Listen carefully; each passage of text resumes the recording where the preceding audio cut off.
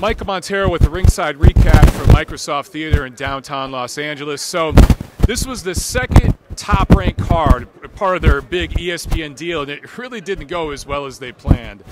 The actual ESPN card was supposed to kick off at 7 p.m. here, Pacific time, 10 p.m. on the East Coast, with the Bryan Vasquez, Raymundo Beltran fight. That fight didn't start until after 8 o'clock here because they were running late here with the preliminary fights, but ESPN had some NFL, I think, Hall of Fame stuff that ran late, so they went over to ESPN2 for a while, then they went to ESPN. It was kind of a mess. Main event didn't start until well after 9 o'clock here. That's well after midnight on the East Coast, so that's going to hurt ratings. But the actual fights themselves, let's talk about Beltran versus Vasquez. It was interesting. Me and Tiffany Lamb, we met Abel Sanchez backstage earlier, and we just talked to him for about 30 minutes. And he actually knew a lot about Bryan Vasquez. Costa Rican fighter, not a lot of American boxing fans know much about him, but Abel worked with him briefly, and he knows a little something about him. And he told us that fight's going the distance, and he's going to give Beltran trouble. I didn't believe him. I thought that Beltran was going to walk right through him, but hey, well, you know, Abel Sanchez knows his stuff. There's a reason why he's such a great trainer with all those champions, right? Vasquez had some skills in there, and he gave Beltran a lot of problems. Cut him up. It was mostly from headbutts, I think, in the 9th round or so of that fight. It goes the distance. Vasquez didn't really have the power to keep Beltran off. I thought Beltran landed the harder shots, but that was a close fight.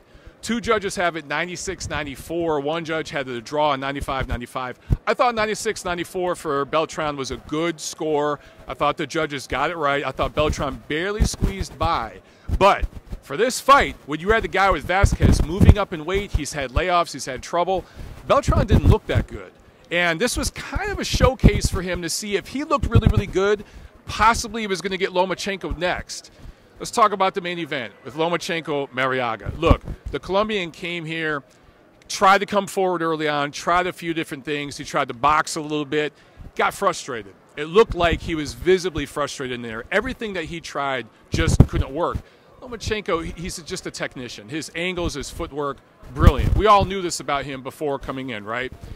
In Marriaga's last fight against Oscar Valdez, a young, strong featherweight, he had Valdez right at the verge late in that fight. And then Valdez took over and eventually won that fight by decision. But I was ringside for that fight earlier this year at StubHub. Marriaga gave Valdez all he could handle, and that's a tough young gun, a young lion. In here against Lomachenko, it was just night and day. Absolute night and day. Marriaga usually comes forward, brings the fight. By the 2nd round, he was backing up. And it was actually Lomachenko stalking and making the fight. Lomachenko a few times, once he felt comfortable and got the rhythm down, what Marriaga was bringing to him, the rhythm, the timing, he started showboating a little bit. I think it was in the 3rd round where he literally dropped his gloves, talked some trash, got back up, threw a 1-2, and dropped Marriaga. From that point forward, it was just basically a showcase. He gets him out of there in the 7th round, landed some hard body shots that we heard. I was sitting right over here ringside. We heard him and felt those body shots just a few rows back. Hard body shots, and that's actually what stopped Marriaga. So Lomachenko showed he could go to the body. He showed that before against Gary Russell Jr., another fight I was ringside for at StubHub. So what happens here with Lomachenko? Does this change his pound-for-pound status? No, I don't think so at all. Now look, a lot of people are complaining about this opponent. Lomachenko, Bob Arum, Top Rank, they tried to get Orlando Salido in the ring here tonight. They offered him a career-high payday, well over $700,000. Salido's ducking that fight. He wants no part of Lomachenko at this point. So what were they going to do? They had a date with ESPN. When you sign a big deal like this and you have dates on the calendar, you have to fill them. So they got Marriaga, the next available guy, a guy that's style-wise made for a good fight, but this didn't do anything for Lomachenko in the ratings. Now, what's next? Lomachenko, he's talked about he wants to move up to 135. Him and Raymundo Beltran, that does not interest me at all. I don't think it's going to interest a lot of you after what you saw here tonight with Beltran versus Vasquez. Beltran is what he is. He should go for a title at 135 against a guy like Terry Flanagan or someone like that. There's this other guy at 135 named Mikey Garcia. Yeah, I know. He just went to 140 to fight Adrian Broner. He's going to go back down to 135.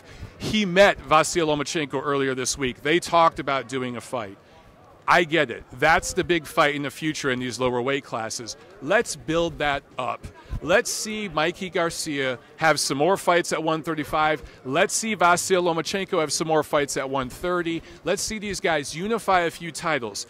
Yes, some of them are going to be one-sided. They're going to be one-sided fights like this tonight, but they'll solidify their position in the division, and that matters. You got to have that first while you build the big fight between Lomachenko and Garcia.